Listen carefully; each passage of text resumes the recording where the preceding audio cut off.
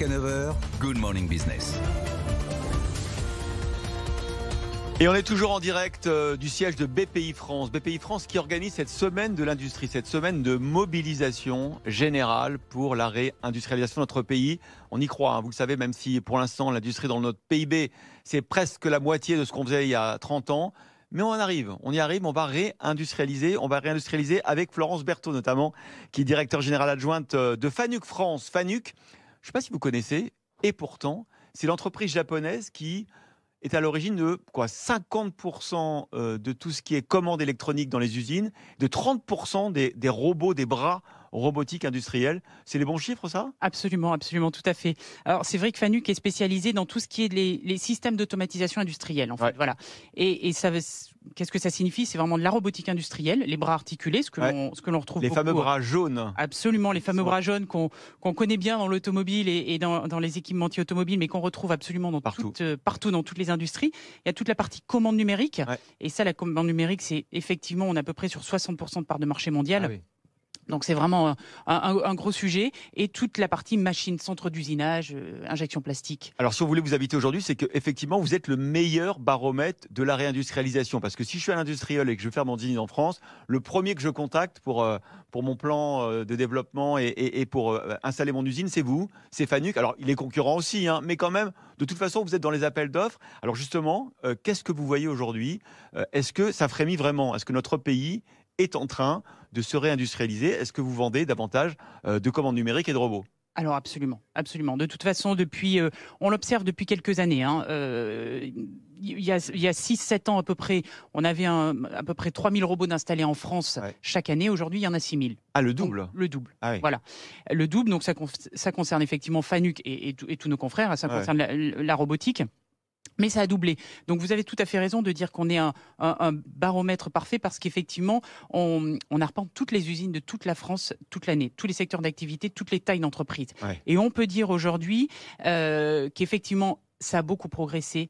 Il y a eu une prise de conscience sur les atouts majeurs de l'automatisation.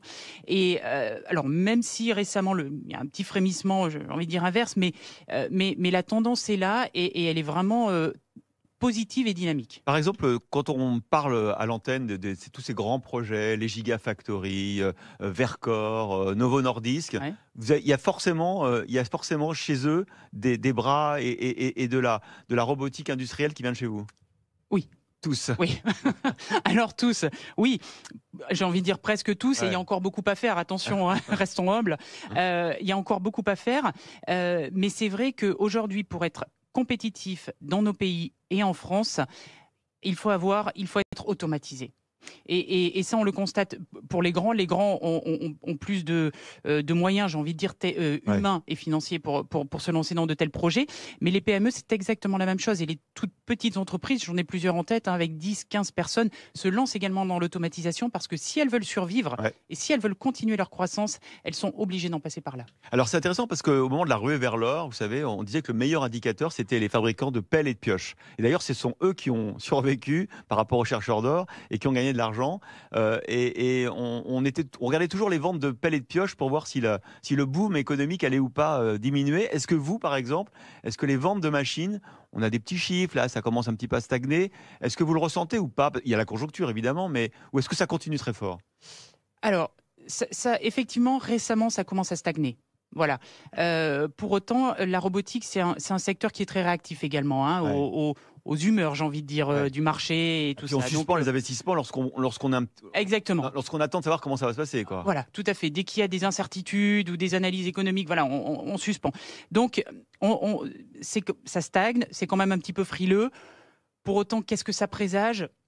Enfin, l'avenir nous le dira. Bon, Florence Berthaud, vous êtes aussi évidemment un immense tableau de bord de l'économie mondiale. On parle beaucoup de déglobalisation et de relocalisation justement de certaines chaînes d'approvisionnement qui sont jugées stratégiques. Est-ce que ça aussi, vous le constatez ? Est-ce que par zone géographique, vous voyez à nouveau des investissements pour reprendre la maîtrise de sa souveraineté ?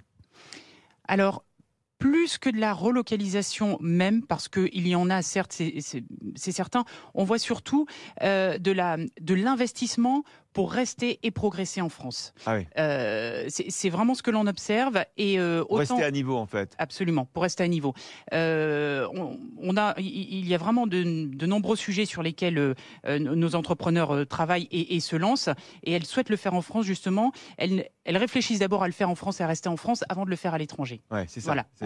Alors qu'avant, d'emblée, on allait voir où est-ce qu'on allait construire dans les villes ailleurs. Complètement. Après, c'est intéressant ce que vous dites, parce que c'est très honnête. C'est-à-dire qu'en fait, on dit souvent relocalisation. On ne va pas démonter une usine en Asie pour la remettre en Europe. Non. En revanche, sur les nouveaux projets, désormais, les nouvelles technologies, et c'est tant mieux, on va aussi regarder si on peut le faire en Europe et en France. Oui, absolument, absolument. Tout à fait. C'est vraiment... et encore une fois, quelle que soit la taille de l'entreprise, j'ai envie de dire, il y a vraiment des projets...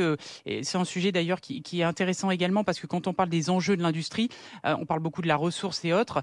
J'ai envie d'insister également sur cet esprit d'entrepreneuriat qui existe et qu'il faut encourager, j'ai envie de dire, parce qu'aujourd'hui, il en faut. Les financements sont pas toujours faciles à trouver. Il faut vraiment du support, de structures telles que celles qui nous accueillent aujourd'hui et également des banques et autres pour supporter ces entrepreneurs qui ont vraiment des visions et qui vraiment engagent leurs employés et vraiment leur secteur d'activité. Est-ce que c'est partie de votre job, ça, justement, quand vous vendez des mécanismes d'automatisation industrielle, d'électronique, de bras robotiques?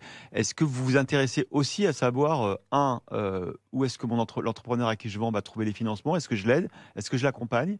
Et deux, les talents aussi, parce que c'est un peu ça aussi aujourd'hui le goulot d'étranglement. Hein. Absolument. Il y a vraiment deux sujets dans votre question.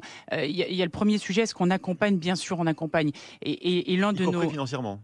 Alors, on accompagne pour trouver les financements, vraiment. Bah oui, c'est vraiment, parce que c'est quand même le nerf de la guerre, effectivement, avec les ressources. On a monté tout un programme, d'ailleurs, pour aussi accompagner les primo-accédants, parce que... Comme je disais tout à l'heure, dans les grands groupes, il y a quand même une démarche qui est un petit peu qui est facilitée. Les primo-accédants, parfois, la première marche est haute.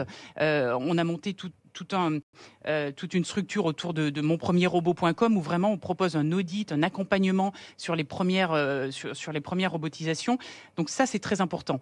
Et ce que l'on fait également, parce que vous l'avez dit, c'est que les ressources, ça devient un goulot d'étranglement absolument crucial. Toutes les semaines, nos clients nous disent j'arrête, le carnet de commandes est plein et je continue pas. J'ai pas la main d'œuvre. J'ai pas de main d'œuvre. Ouais. Et c'est vraiment un sujet qui n'est pas nouveau. Attention. Mais qui se cristallise aujourd'hui, vraiment qui se cristallise.